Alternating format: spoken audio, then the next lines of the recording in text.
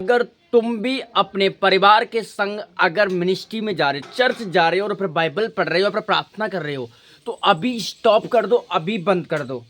नहीं तो लाइफ में आप बहुत बड़ी गलती कर रहे हो। और मैं आपको यही कहूँगा, जितने लोग यूट्यूब पर सुन रहे हैं और मुझे देख रहे हैं, चर्च जाना बंद कर दीजिए, नहीं तो आप ज़िंदगी में बहुत बड़ी गलती कर रहे हैं। और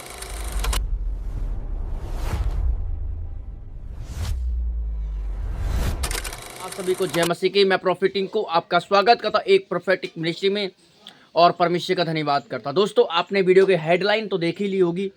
मैंने क्या बोला था?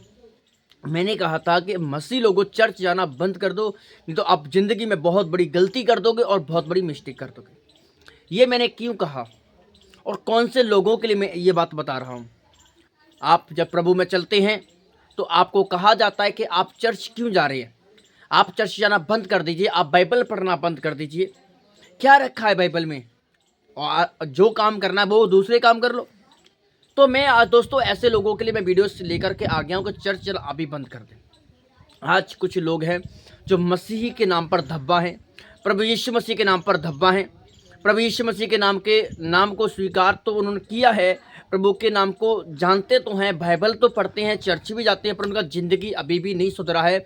अभी भी वो पाप के दलदल में, अभी भी वो व्यभिचार के दलदल में है, अभी भी गुनाह के दलदल में, अभी भी पाप के दलदल में, अभी भी संसारिक काम कर रहे हैं और दुनियावी काम कर रहे हैं और दुनियादारी के पीछे घूम रहे हैं। तो मैं ऐसे लोगों को बोलूँगा कि परमेश्वर के लिए ठोकर का कारण ना बने प्लीज़। क्योंकि आज दोस्तों होता क्या है कि आज आपको लोग देखते हैं और आपका पड़ोसी आपको कहता है, अगर तुम अपने पड़ोसी को प्रचार सुनाते, सुसमाचार सुनाते, तो आपका पड़ोसी आपको बोलता है कि तेरा जीवन तो बदला नहीं, तो मेरे जीवन को क्या बदल पाएगा। तो रोज़ शराब पीता है, गंदे गंदे काम करता है, अपनी वाइफ को मारता है, पत्नी को मारता है, अपनी गंदे गंदे काम करता है, तो मुझे बोल रहा है कि जीसस में आ जा। तो मैं ऐसे लोगों को चेतावनी देना चाहता हूँ कि आप अपने जीवन को सही कर लीजिएगा, अपने जीवन में कुछ बनिए और आप परमेश्वर की तरफ अपने जीवन को लेकर के आएँ। तो दोस्तों आइए पूरा डिटेल से पूरे वचन से बात करते हैं कि परमेश्वर हमें क्या सिखाना चाहते हैं। कई बार बहुत सारे लोग तुम्हें ये बातें कहते होंगे, पर मैं आज आपको पूरा प्रूफ के साथ बाइबल में बताने वाला हूँ कि परमेश्वर का हमें क्या कहना चाहते हैं और प्रभु हमें क्या नहीं कहना चाहते हैं। बाइबल पढ़ने के और चर्च जाने के क्या फ़ायदा है वो भी मैं इस वीडियो में आपको बताऊंगा। अपनी गलतफहमियां दूर कर दीजिए। आज आपका पड़ोसी आपको कहेगा कि तू चर्च जाना बंद कर दे, बाइबल पढ़ना बंद कर दे, तुझे क्या मिल गया चर्च जा करके, तो तुझे क्या मिल गया बाइबल पढ़ के। तो उसको बोल देना, मेरे भाई अगर तेरा जीवन सही है, अगर तुम अब तक अगर जो व्यक्ति उनको वो रिस्पॉन्स कर सकता है जिसका जीवन पूरी तरह बदला हुआ हो, जिसका जीवन पूरी तरह साफ हो गया हो, वो ऐसे व्यक्तियों को जवाब दे सकता है। पर जिसका जीवन अभी तक नहीं बदला है, इसके लाइफ में अभी तक कोई चेंजिंग नहीं आया है, तो वो उसको कैसे रिस्पॉन्स कर सकता है, वो कैसे उसको जवाब दे सकता है। आइए सुनते हैं इस वीडियो में पूरा। अगर आप अगर वीडियो में पहली बार जुड़े ना, अगर चैनल पर पहली बार, तो चैनल को सब्सक्राइब करके अभी रख लीजिए और ये वीडियो अभी डाउनलोड कर लो, नहीं फिर ये वीडियो नहीं मिलेगा। और ये वीडियो फुल आवाज़ में, फुल वॉल्यूम में चलाओ, सुनाओ दूसरों को। आज सुनिए पहला पॉइंट क्या करना है आपको। शैतान या फिर मूर्ति पूजा करने वालों के लिए क्या परमेश्वर कह रहा है। जो शैतान को फॉलो करते हैं, मूर्ति पूजा करते हैं और उल्टे काम, जो जीसस को फॉलो नहीं करते, उनको सुनो। या सच्चे परमेश्वर के लोगों को क्या परमेश्वर कहना चाहते हैं। यहाँ पे लिखा है दूसरा कुरिन्थियां 6 अध्याय का 14 और 16 तक। अविश्वासी के साथ संबंध ना जोड़। मतलब यहाँ पे लिखा है कि अविश्वासी के साथ, मतलब प्रभु कह रहा है कि जो मसीह में नहीं है, जो प्रभु को नहीं जानते हैं, जो प्रभु को फॉलो नहीं करते हैं, जो संसारी काम कर रहे हैं, मूर्ति पूजा करते हैं, गलत काम करते हैं, व्यभिचार करते हैं, चोरी करते हैं, ढाका डालते हैं, घिनौने काम करते, तो बाइबल कहते हैं तो अविश्वासी के साथ संबंध न रख। अगर तुम प्रभु को मानते हो, तुम बाइबल पढ़ने वाले, तुम चर्च जाने वाले हो, और वो व्यक्ति चर्च जिसे तुम संबंध रखते हो वो चर्च नहीं जा रहा है, वो जीसस को नहीं जानता है, तो वचन कहता है तो उससे संबंध मत रख, कम संबंध रख। वो तुझे गलत दिशा में ना ले जाए, तुझे पाप के रास्ते पर ना ले जाए, व्यभिचार के रास्ते पर ना ले जाए, तो उससे संबंध बिल्कुल मत करना। और जो मूर्ति पूजा में शामिल हैं वह प्रभु के साथ मेल ना खा सकती हैं, क्योंकि जो मूर्ति पूजा में शामिल हैं, जो मूर्ति पूजा करते हैं, उनमें और मसीही लोगों में डिफरेंट है, उनमें बहुत अंतर, ज़मीन आसमान का अंतर है, तो वो उनसे मेल नहीं खा सकती हैं, क्योंकि वो अंधकार में और वो ज्योति में चल रही है। तो आपको उनसे डिफरेंट हो जाना है, वहाँ से अलग हो जाना है, ऐसे लोगों से मेल नहीं करना है, ऐसे लोगों से याराना नहीं करना है। अगर ऐसे लोगों से तुम याराना करोगे, ऐसे लोगों से मेल रखोगे, तुम्हारी स्पिरिचुअल लाइफ खराब होगी, तुम्हारा आत्मिक जीवन खराब होगा, और वो तुम्हें दुनियादारी की चीज़ों में ले जाएंगे और भ्रष्ट कर देंगे, पाप में, दलदल में ले जाकर के। इसलिए भजन संहिता उसके पहले अध्याय में लिखती है परमेश्वर ने, क्या धन्य है वो व्यक्ति जो दुष्टों की युक्ति पे नहीं चलता, ना पापियों के मार्ग में खड़ा होता, ना ठट्ठा करने वालों की मंडली बैठता। धन्य है वो जो यहोवा की व्यवस्था से प्रसन्न रहता। इसलिए ठट्ठा करने वालों की मंडली में नहीं जाना है, पापियों की मंडली में नहीं बैठना है, ऐसे लोगों से डिफरेंट हो जाना है, ऐसे लोगों से अलग हो, क्योंकि परमेश्वर कहता है, हम निर्गमन में लिखा कि मैंने तुम्हें वहां से न्यारा कर दिया है। न्यायियों की किताब पढ़ोगे, लिखा कि मैंने तुम्हें वहां से न्यारा कर दिया, दुनिया संसार से न्यारा, मतलब अलग कर दिया है मैंने तुमको। इसलिए अपने जीवन को हमें सही करना है और परमेश्वर का और बढ़ना है। मतलब क्या, मूर्ति पूजा करने वालों के लिए सीधा सीधा शब्द ही है कि वो परमेश्वर के मार्ग पर नहीं चल सकती हैं। वो परमेश्वर का मार्ग क्या है, कठिन है, सकरा मार्ग है, कठिन मार्ग है, उसमें बहुत सारे लोग प्रवेश नहीं कर पाएंगे, बहुत सारे लोग नहीं जा पाएंगे। पर जो चौड़ा मार्ग है उसमें लोग जा रहे हैं, पाप कर रहे हैं, व्यभिचार कर रहे हैं, चोरी कर रहे हैं। जीसस का मार्ग सगरा है।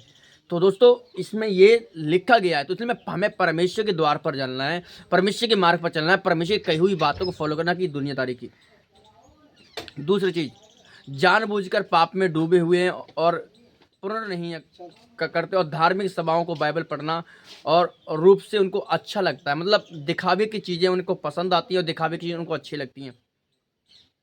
यहाँ पे लिखा है इब्रानिया उसका 10 अध्याय उसका 16, इब्रानिया 10 अध्याय उसका 26 और 27, अगर हम जानबूझकर पाप करते हैं तो उसका कोई बलिदान बाकी नहीं है।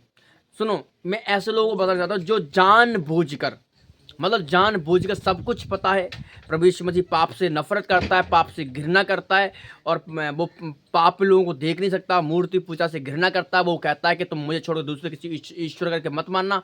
तो अगर हम जानबूझ करके गलती करते हैं, जानबूझकर पाप कर रहे हैं, जानबूझकर व्यभिचार कर रहे हैं, जानबूझकर लड़कियों को छेड़ रहे हैं, जानबूझकर चोरी कर रहे हैं, जानबूझकर आप गलत गलत काम कर रहे हैं, जानबूझ करके उल्टे सीधे काम कर रहे हैं, वचन कहता है उनके लिए कोई बलिदान बाकी नहीं रहा।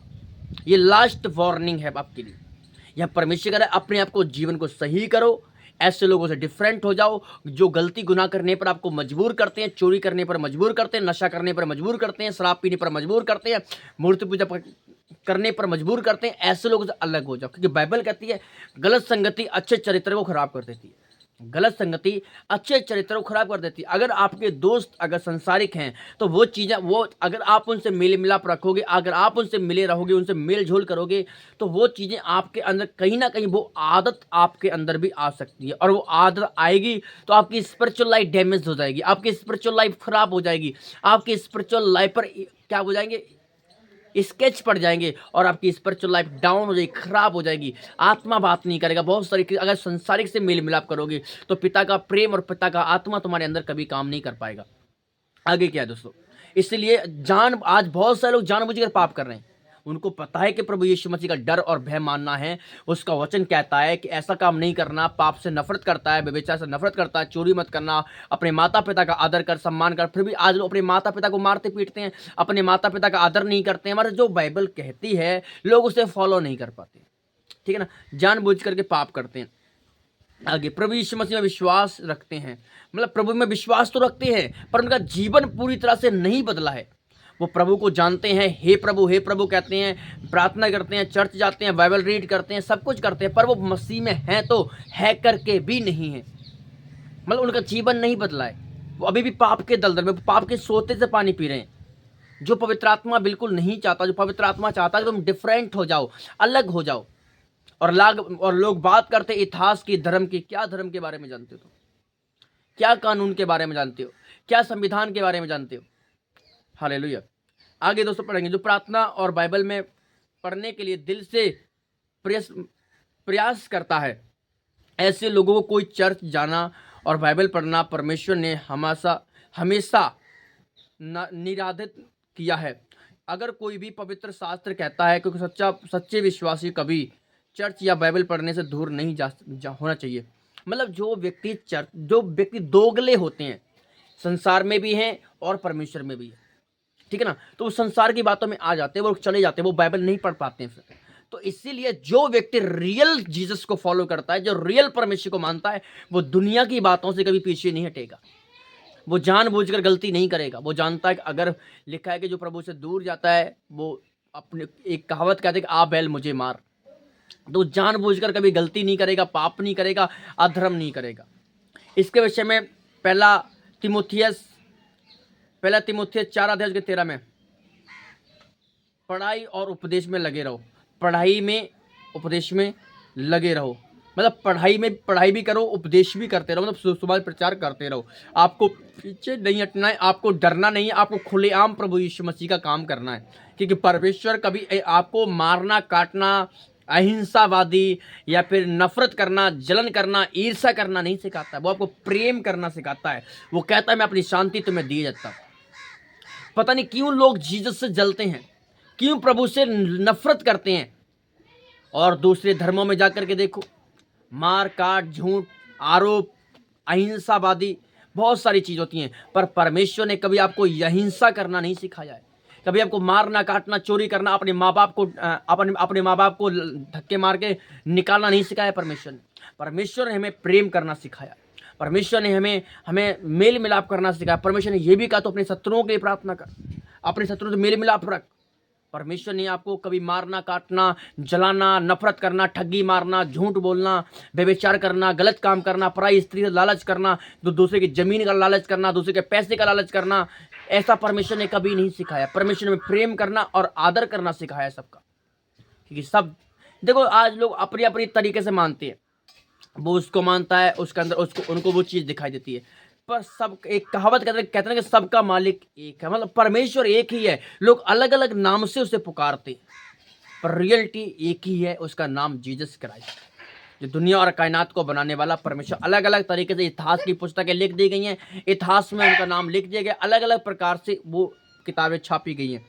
तो आगे पढ़ते हैं, इब्रानियां 10 अध्याय 25, सभाओं में इकट्ठे होना नहीं छोड़ना। मतलब बाइबल कहती है तुम सभा करना मत छोड़ना, इकट्ठे होना मत छोड़ना। अगर टाइम मिले